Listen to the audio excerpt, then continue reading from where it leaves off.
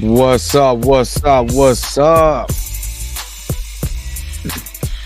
What's going on here? Can't even talk.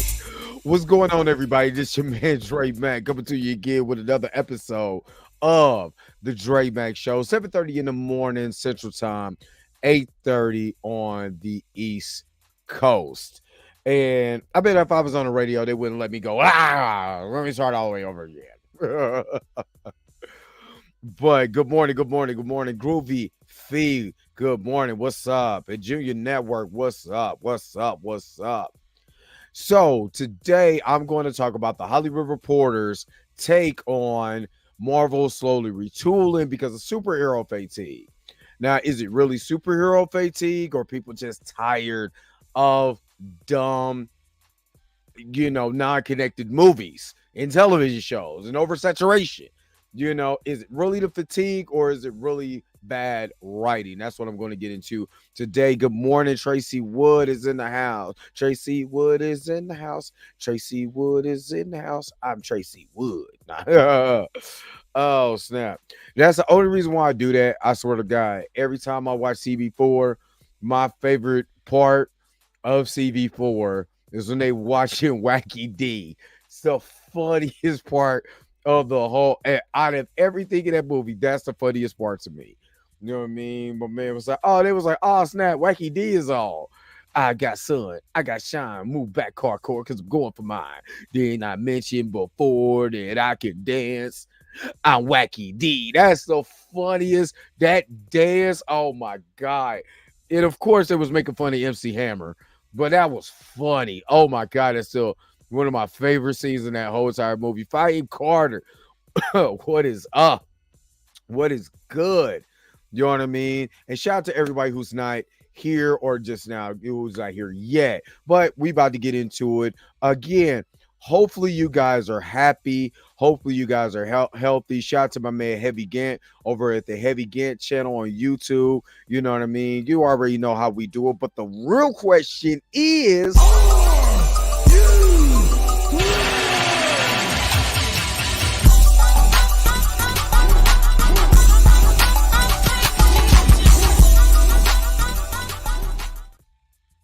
all right, all right, all right, all right, all right. All right, so we're going to get into this story about what's up, Robert D is in the house. What is up, Robert D is in here. And I know you missed yesterday. It's all good. It's just a blessing for you to show up. You know what I'm saying, Robin? So I really appreciate you. And of course, I appreciate your support and everything that you do here, especially being an admin along with Gray in here. So, of course, I appreciate you, Robin D. Most definitely. Most definitely. Okay. I know what I was forgetting. Forgetting something on the UB2B side. So let me go ahead and do that real fast. Oh God, I hate when I gotta re-sign back in or do stuff. Hopefully, you guys are having a great start to your Thursday. I know. Actually, this has been a good start. This ain't been wild and crazy or nothing like this. This has been pretty cool. Pretty cool start to the day. Let me do this real quick though, because I forgot to do that. Anybody looked at their DVD collection yesterday after we had that conversation and felt like, you know what? I'm glad I kept you. All the kung fu movies that I got that I can't be able to get, I am so glad that I actually got my stuff. I'm so happy about that. Still happy about that. Why is that even? Let's dismiss this. Yeah. All right. So we are here. We are getting this thing started. What up, Ricky Domo? What's up? Good morning. Good morning. Good morning. Good morning. And again, don't forget to like, share, subscribe. What's up? Gray is in the house. What is up? Man, Gray is in his house.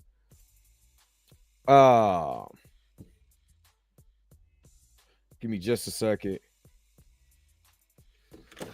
So Gray is in the house. The other admin. What is up? Gray is in the house. All right. So let me start off by saying that this report is coming from the Hollywood Reporter. Well, Hollywood Reporter. And shout out, what's up, Pam? Pam is in here. Good morning. Need some coffee? I kind of do. And Kita's in the house. What up, Kita? Um, and shout out to because this was a story that was sent to me. And Kyle Munoz. Shout out to Kyle. They sent me the story, was like, hey, I think you should talk about this. So, I read over a little bit, but I what I like to do is get my natural reaction with you guys. So I didn't go, in deep into it or whatever. I wanted to hear what I had to say, and then while I'm doing it live with you guys. So I saved it, so we can be able to do it, go over this together, and then we can be able to give our own personal thoughts. Hey Selena, what's going on? What is up? Good morning, good morning, good morning to you. Good morning. So okay, so let me just start off by saying, let me ask this question. Is there a lot of superhero fatigue? Do you think it's superhero fatigue? Put a 1 in the chat for yes, 2 in the chat for no. For just superhero fatigue, like you just tired of superhero movies. I'm sick of it. I'm done. You understand? Put it 1 in the chat for yes, or 2 in the chat for no. Because I want to see something. All right, so Pam gave us a 2. Fahim gave us a 2. Groovy Fee gave us a 2. Ricky Domo gave us a 2. Because I'm trying to see something. I see, the 2s are coming in. No 1s so far. Let's take these off. This is my eye. All right, Tracy Wood said 2. So this is my thought process. If people were tired of superhero movies, right? Like you're just so tired of these superhero movies and superhero genres, and all of that, then why did this one movie I'm about to talk about, why did it make so much money? And I want you to guess what movie I'm talking about. Robin put 1 that just want good stories. You're just tired of the bad stories. But think about one superhero movie that came out last year that everybody talked about despite everything. I want you to see if I can guess this superhero movie.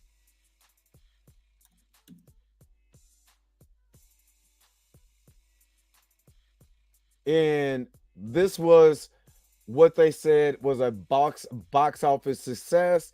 Highly recommended movie. I'm gonna see if you guys guess the movie in the comment section.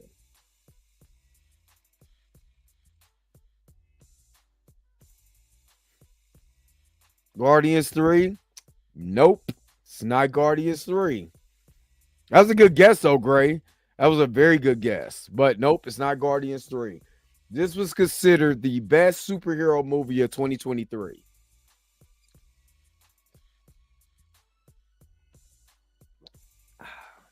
And it's not Deadpool. Hey, Rob is nowhere. Robin, no. 2023, the number 1 box office movie. It is not Ant-Man. It's not Ant-Man, which is funny because it made almost the same amount of money as Ant-Man. But, yep, Spider-Verse. Spider-Man Across the Spider-Verse. I'm going to share this real quick. Just show my screen. Share my screen real quick. I just want to show you this bottom number. Right? And let me take your, Anthony, let me take your comment off of there. So, if you look here, produced on a budget around 90 million. No, this is I want to Cross the Spider-Verse. The Across the Spider-Verse, because I want to see if I need the same amount of. Hold on. Okay.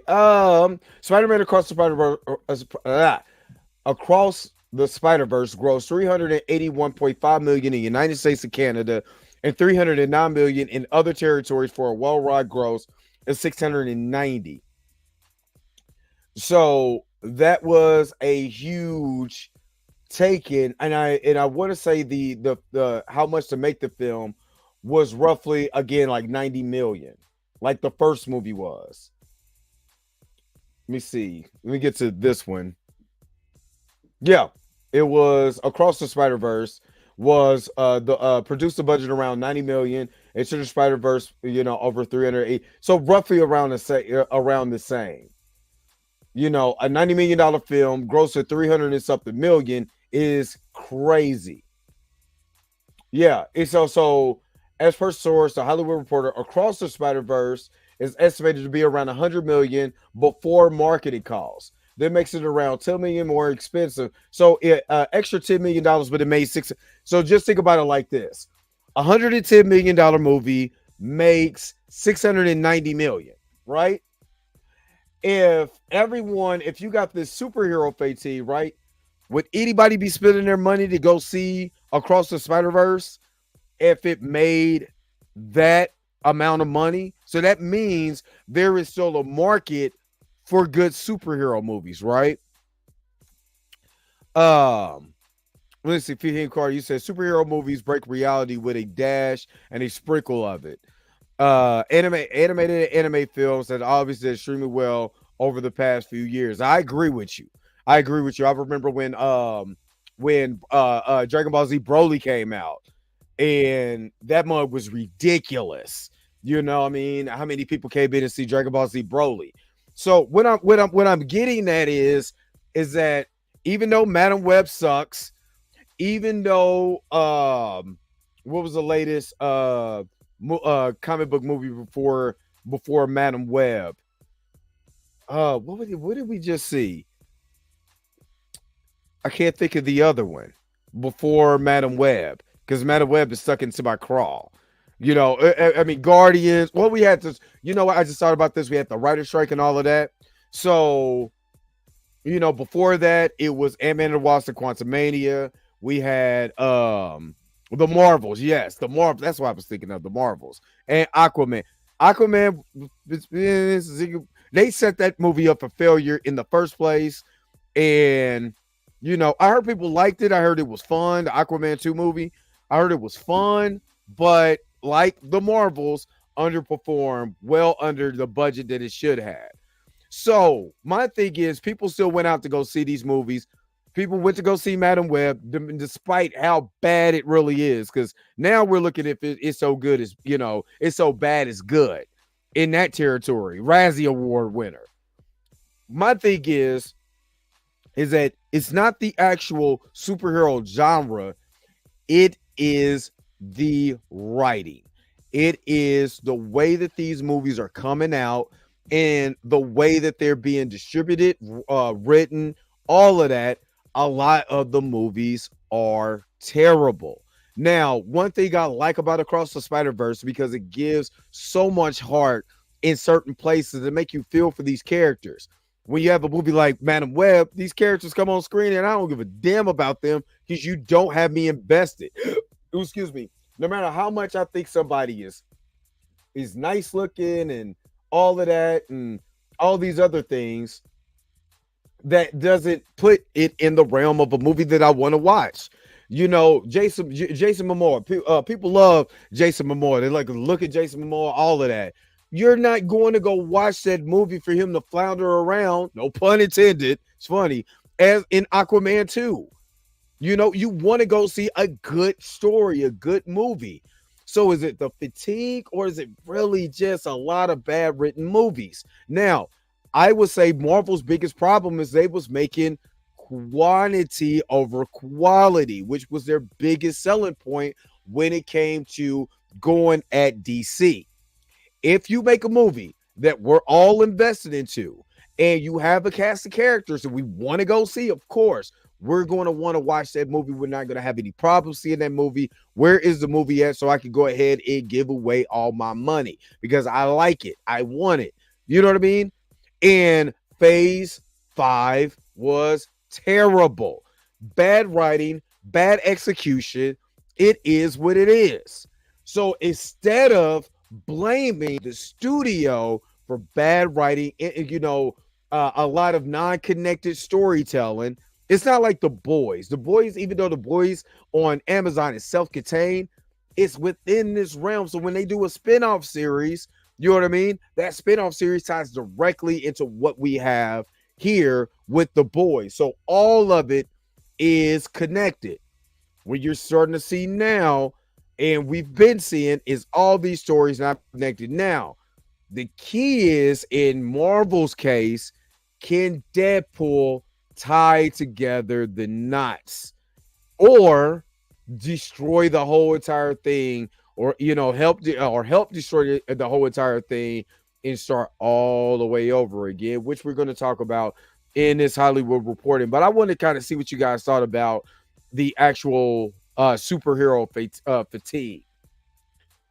So let me go ahead and full screen this real quick. So how Marvel is quietly retooling amid superhero fatigue. And again, this is my personal thought. I don't believe there is superhero fatigue. I believe it's bad writing fatigue. That's what I believe it is. I believe it's just bad writing. You know what I mean? Bad writing, bad storytelling, and not having these characters in a row. These characters where I can be able to understand their journey and all of that. I don't understand a lot of these characters that's coming down because I don't understand what the motivation. Why are you doing this? In the case of the Marvels, because I think that movie is fun. Carol was dead ass wrong. How you gonna go to that people's planet, beat up the Supreme Intelligence, just fly off without knowing the repercussions? You lived on Hala. You don't know the repercussions of doing this? And that's Nina DaCosta's fault. Not being able to tell the story where it's connected, where I'm able to understand. The biggest thing that the biggest pushback that I got when I went to go see the Marvels is about Frank Rambeau, which I've already stated before. This was not Monica's story. Even in Captain Marvel, it wasn't Monica's story. WandaVision, not Monica's story. You know what I mean? Until we get Monica's story, we're not knowing about Frank Rambeau. Her daddy. You know what I mean? I don't care how much he was in the comics. You know what I'm saying? If it's not her story, he's not going to be significant within that story. Would you like it to be? Yes. But in the midst of storytelling, when that character is an adjacent to the main antagonist, because we're trying to tell her entire story, that side character is not going to get any props. She's a side character in the Marvels. She's a side character in WandaVision. She is a supporting character. How many times, if you're going to see a supporting character get their story told? You know what I mean? As much as we would want to, it's not going to happen because it's a supporting character. And until Marvel gets their head out of their keister and tell Monica's complete story so we can know about all of it, we're not going to have that. You can't argue with me about it. You know what I mean? So that's what I'm talking about when we're talking about not telling complete stories. Because if they told Carol's complete story in the first movie, then we can be able to get Monica's backstory, just like we got Kamala Khan's backstory in the previous movie. You know what I mean? But I blame Marvel for that because you did not tell a complete story so we can be able to understand Carol's backstory. Matter of fact, as much as I like Captain Marvel, the story was told backwards. You know what I mean? If you tell the story, if you do all the flashbacks and all the stuff that they did towards the middle and the end of the movie, at the beginning of the movie, and then we see her at Holland, and now we already know she's been brainwashed and all of that. We already see how she was with her family. The struggle to understand who these people are is even more significant. That's how you tell a great story. But what they did was they gave us pieces of flashback here, but we got a whole little Terminator story leading up to this. And then we get her backstory and we get all she's kicking it with her friends. And now she knows her people. Well, okay. But can we not agree that Marvel has been telling bad stories? Thor: Love and Thunder, bad story. Great elements, bad story. Black Panther: Wakanda Forever, great movie, bad story. It looks visually stunning, all of that. Made Wakandas and all of that look terrible. Didn't even follow any of the elements that you could have used, like putting T'Challa on ice. Instead of killing the character off, and all I could go miles and miles with this. That's great. Nobody's blaming the source. You can blame everything else, but why are we not blaming the source, which is Marvel? It's not Jonathan Major's fault. Ant-Man and the Wasp had a bad story. You know what I mean? We're in a absolutely bad ending. That's not Jonathan Major's fault. That's not YouTubers covering that fault. That's a Marvel problem. But what they try to do, and they use a Hollywood Reporter and other news sources like Deadline and all of that to put out these stories to make it seem like, oh, well, people are tired of superheroes.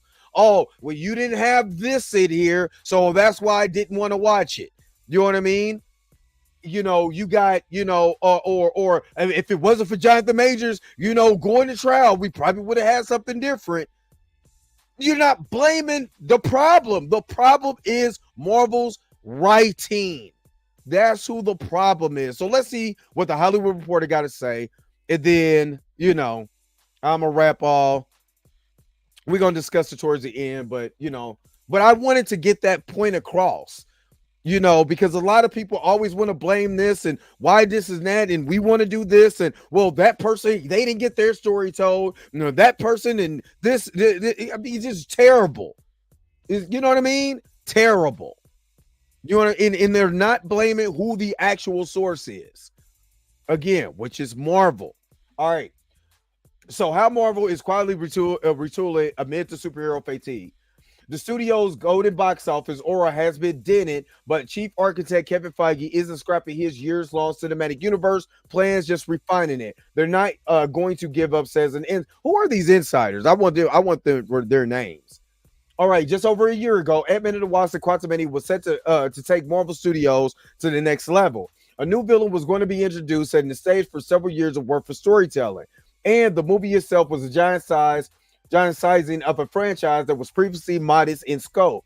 Instead, the Peyton Reed directed movie heralded a year's worth of missteps, box office blunders, and PR nightmares. It was all uncharted territory for Marvel, which had steadily been generating box office gold for 15 years. But the Disney division, in the midst of the pretty darn good February, all things considered, despite the general gloom surrounding the superhero genre as of late, the superhero trailer for Deadpool and Wolverine became the most watched trailer of all times with 365 million views in 24 hours. Yes, Disney's math includes the 123 people who tuned in for the game, which included just 30 seconds for the trailer, but the Super Bowl fudging or not, the clip's reach was a encouraging number for a studio whose last movie, The Marvels, became the lowest grossing in the MCU's 33 film run, hitting just 260 million globally. God damn. That's terrible. That's terrible. All right, let's keep going. Next came the Valentine's Day unveiling of the cast of the Fantastic Four: Pedro Pascal, Vanessa Kirby, Ebon Moss-Bachrach, and Joseph Quinn, coupled with a retro art teasing a 1960s setting for the movie. The Fantastic Four are a cornerstone of the Marvel mythos, with the writers Stan Lee and Jack Kirby introducing the team in 1961's Fantastic Four #1. The comic would initiate the Marvel Universe, so the symbiotic launch of the new team carries a lot of weight for the film division. This will, this will be the third incarnation of the Fantastic Four to hit the big screen, not counting the infamous Roger Corman version. A day later, Marvel launched a trailer for X-Men 97, a revival of the 1990s cartoon that debuts in March. The trailer set an internal Disney record as the biggest launch for an animated series on Disney Plus, ahead of other Marvel shows such as What If and animated Star Wars series. These public-facing moves comes as studio boss Kevin Feige recalibrates the creative direction behind the scenes. Early in February, the company completed reshoots for Agana Darkhold Diaries. I forgot that was even coming out. The WandaVision spinoff starring Karen Hahn is expected to hit Disney Plus this fall. The company usually budgets 5 days of reshoots into the schedule, but the studio completely worked in just one fueling a sunny outlook around the show internally, according to sources associated with the series. The studio is also quietly hiring Eric Pearson to polish the script for Fantastic Four, which will shoot this summer in London. Pearson is a company stalwart who worked on Thor Ragnarok and Black Widow and has a reputation for taking projects over the finish line. The stakes for that movie are high, as the studio is still searching for characters and actors who can carry its universe forward after the exits of Robert Downey Jr. and Chris Evans. Marvel also hired Joanna Kalo, the show writer for the acclaimed X-Men series The Bear, to work on the script for the Thunderbolts, the Hollywood Reporter has learned. Now, let me just stop real quick. What I do like is the fact that everybody loves The Bear. Everybody that I've talked to, every YouTuber who's covered that loves the show The Bear. So to be able to have a show, now the only thing is she was a showrunner. How would she be able to do as far as the script for the Thunderbolts, which has went through a lot of reshoots? Put in the comment section below. What do you think about, a showrunner for The Bear, which The Bear is good, rewriting the Thunderbolts? Let me know in the comment section below. The film will begin shooting in March in Atlanta. Her hiring adds a flare of prestige to the project, which stars Florence Pugh and, according to the source, who has read the previous drafts of the script, centers on villain and anti-heroes going on a mission that's supposed to end with their deaths. Marvel also is cleaning up the creative mess left in the wake of the Jonathan Majors, the once rising story. Let's see how this goes. You knew Jonathan Majors was coming. Y'all knew Jonathan Majors was coming, right? Let's see how this goes. Marvel is also cleaning up the creative mess left in the wake of the Jonathan Majors, the once rising actor cast to play the linchpin villain role in the next Avengers movie, who in December was found guilty of reckless assault in the third degree and harassment violation. Let me just say that, in a Manhattan court after a domestic violence incident with his ex-partner and movement coach he met met while working on Ant-Man and the Wasp and Quantumania. Marvel dropped Majors after the conviction and is rewriting those movies, which will now either minimize the character or excise him entirely.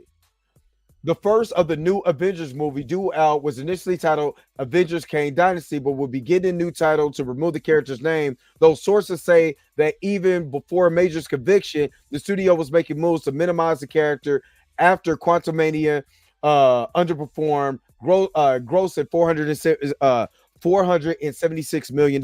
Now, let me just say this. Jonathan Majors, let me point this out. Jonathan Majors was not the problem with Ant-Man and the Wasp in the Quantumania. So to minimize this character after you introduce him, it was a bad move anyway. So now it makes more sense that at a time, it seems like before Kevin Feige got the helms back, that he was the scapegoat for the movies. That's what it sounds like to me. Think about it like this. If you went into this movie and it grossly underproduced, right? And it made $476 million, right? Not really great, but it ain't $206 million. And they're still going to have Carol Danvers as Captain Marvel. They're still going to have Miss Marvel, and they're going to have Photon. Do you see them phasing them out? Jonathan, if that was the case, why was he in Loki? Why was Victor Tomlin in Loki? Why even have He Who Remains in Loki? If they were going to phase the character out. See, the only thing that doesn't sound great about this is that, again, the Hollywood Reporter is just speculating, but that's not, that hasn't been official, right? Also, when Emergency Awesome says there has not been any changes to the Avengers 5 lineup, and it still looked like it's going to be Kang Dynasty. Now, he's coming from an inside source. I just don't I don't trust the Hollywood Reporter, but again, they have not said in that report that Jonathan Majors is going through legal process to have the conviction removed. You know what I mean? And it could possibly be recharged, and he's setting an appeal after his sentencing. If it can't be, be able to be done. But you know what you don't hear after everything that I just read about underperforming Quantumania, underperforming the Marvels. You know what I didn't hear? Underperforming writing within Marvel. I did not hear them or the Hollywood Reporter take accountability for what Marvel has done. So what we got to understand is that Jonathan Majors, if they were trying to get rid of the guy, why would you even, if you knew that this was going to flop or whatever? Because if I'm not mistaken, Ant-Man and the Wasp came out around, matter of fact, let me go, let's do this. Hey Siri. When did Ant-Man and the Wasp in the Quantumania debut? All right. So February the 6th, 2023 was the day that Ant-Man and the Wasp Quantumania. You don't have all your box office numbers. You had a whole month. You had a whole month to be able to say, well, is it Jonathan Majors' fault? Should we remove this whole Kane thing? Maybe it's convoluted. Or here's a thought that might piss people off. Rewrite a good damn story. What you could have did is still have the multiverse.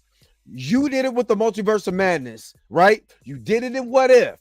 How about we sit back and be able to look at it and say, you know what? How do we make this make sense? How do we make this better?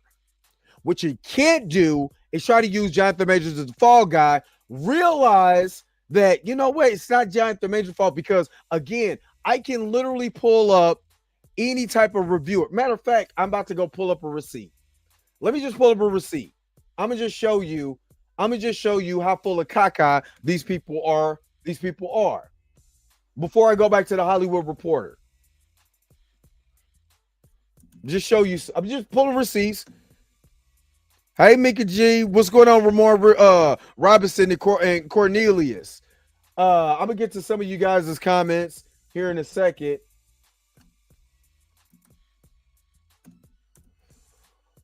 Oh, Jesus, I can't even. What am I doing?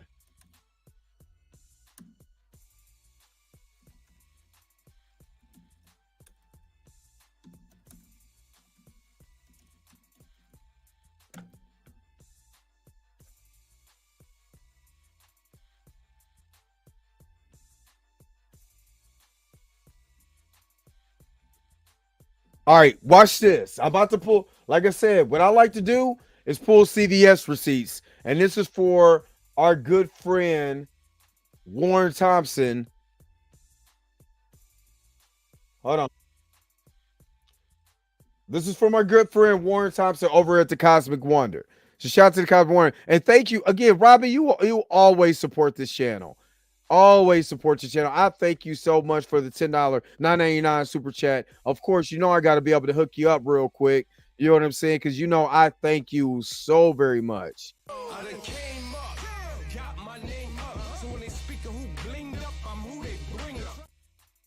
Thank you so very much, Robin. Thank you again. All right. So again, let me show you. Let me share the screen real quick. And I'm going to show you what people thought of the movie and who was the star of the movie. Hey, what's up, everyone? Just got out of watching Ant-Man and the Wasp: Quantumania. Right there, fresh out of the theater. And what did everybody think of it? We'll start with Whitney. Wow, so there was a lot, and that 2 hours plus just flies by, and it's evenly paced. But God, I'm so excited, I'm fumbling my words. This is a movie you're going to have to see multiple times. Now, remember, this is their initial reaction. Either I'm gonna put it two ways. Either these people are lying through their rabbit teeth, or they genuinely like this movie, but everybody got on the the down train and people start following suit. Well, let me just keep listening. I don't believe they're lying though. I thought the movie was great. I love the action. I love the cinema, the CGI. It seems like Marvel bumped up their game a little bit. Hold on, wait a minute. Did they say they like the CGI? Did y'all hear that? Y'all heard they like the CGI. Y'all heard that, right? Now, if anybody, I don't know where D-Sizzle was at, but these are where these MODOK jokes came from, because out of the CGI, everybody cracked on how bad MODOK was. So either again, they lied through their rabbit ass teeth, or they actually like this movie. Y'all tell me in the comment section what you think. Because again, I'm just pulling one receipt. This is just pulling one receipt. All right, let's keep going. No. Hold up, who? Tell like it is. Hold on, wait a minute. Are they getting excited about Jonathan Majors? Wait a minute. They legitimately got excited about Jonathan Majors. Let's keep going and say what they now. Again, Jonathan Majors was the main highlight of this movie across the board. Let's see what they say about Jonathan Majors. He's hot. He's absolutely like, I don't care if he's evil. He is so hot. You can fix him. I can fix him. But no, the movie CGI was stunning. They really went all out in creating the quantum realm. The story, like, a little bit underwhelming, but like I like the pacing, and I love what I love. Now, she was telling the truth. I say that she was telling the truth. The pacing of the movie was great. The storytelling was a little underwhelming. She said that. That's what made the movie bad. It was just underwhelming. Hold on. And thank you, Ishi, for the $5 super chat. I remember this. Yep, sure did. They love Jonathan Majors. Of course. And of course, I got to thank you for the super chat. So, I got to hook you up just real quick. You know what I'm saying? Let me.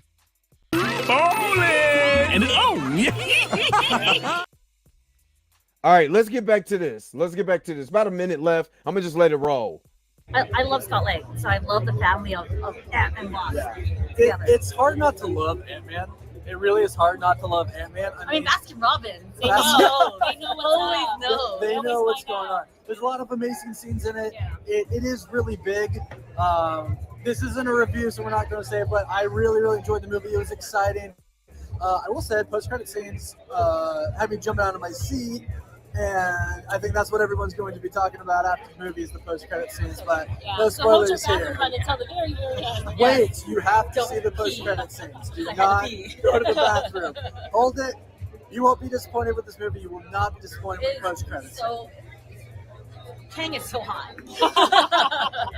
Jonathan Majors for me stole the show. I mean, Paul Rudd, of course. Paul Rudd. I love Paul Rudd. So you can't really steal it from him. Oh, yeah. They're all really good. Michael Douglas. You can't really go wrong good. with Michael Douglas and the whole team. No. And it's funny because you can tell at one point that this was us who filmed before Creed 3, so Jonathan Majors was ripped. There was a moment where you're like, oh, that's left over from his training. Oh, for sure. Oh, yeah. For sure. What I will say. He was both in Lovecraft Country, okay? So- Watch the show. He's just beautiful. Like, there's nothing, like, I seriously Kang could do no wrong. I don't He's care. just- I don't care. But you see how much that they were still talking about Jonathan Majors, how sexy he was, or whatever.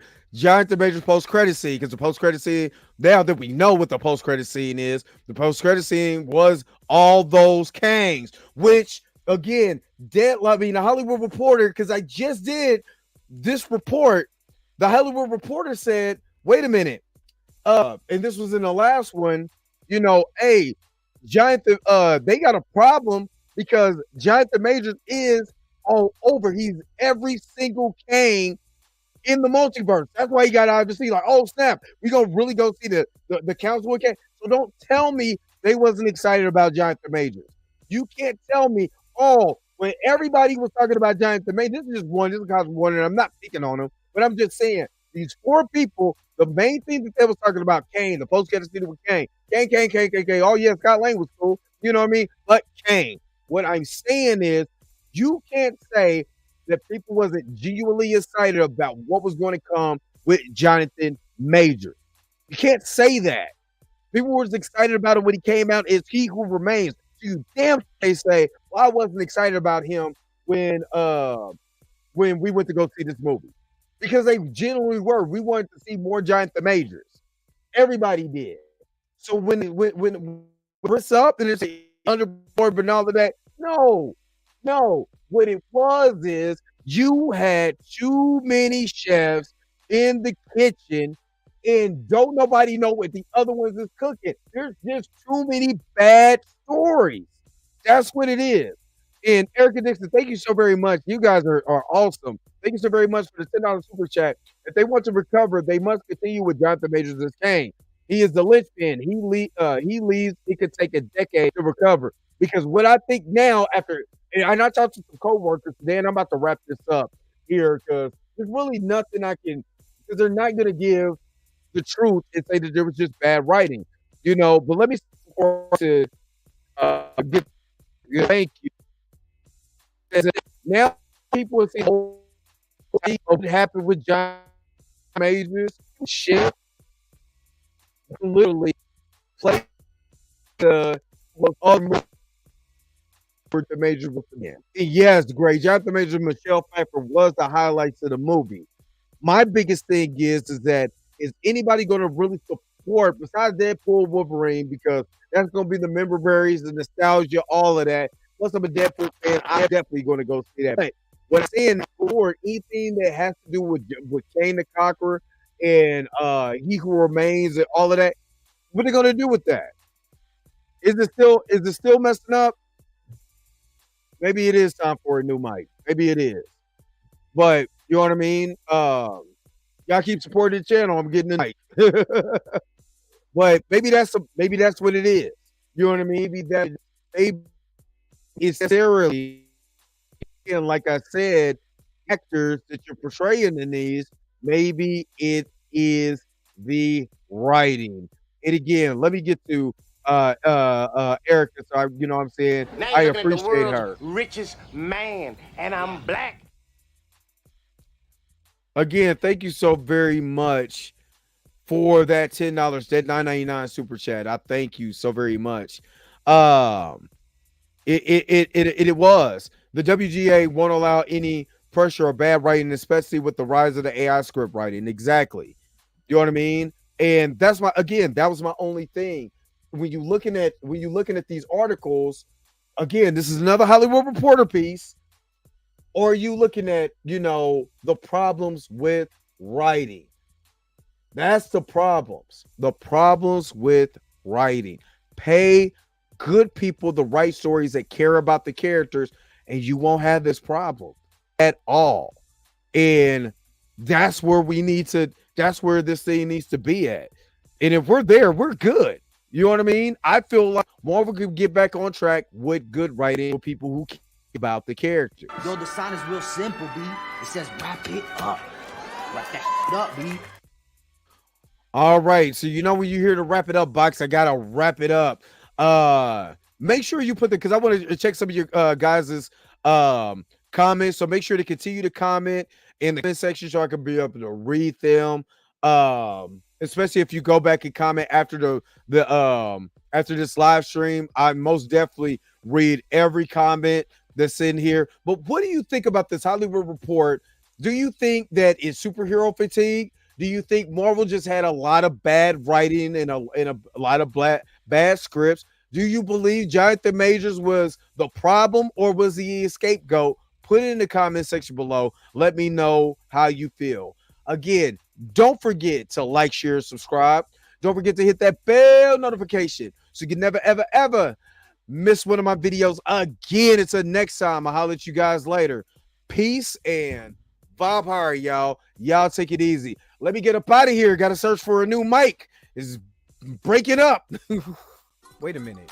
You're telling me the video's over? What? Huh. Okay, I guess so. If you have came to this portion of the video, thank you so very much for sticking to the end. Don't forget to like, share, and subscribe. Don't forget to hit that little bell notification so you never miss one of my videos. And if you really want to, you don't got to, go ahead and follow the social media links that's down below. Until next time, I'll let you guys later. Peace and vibe higher, y'all. Y'all take care of yourself.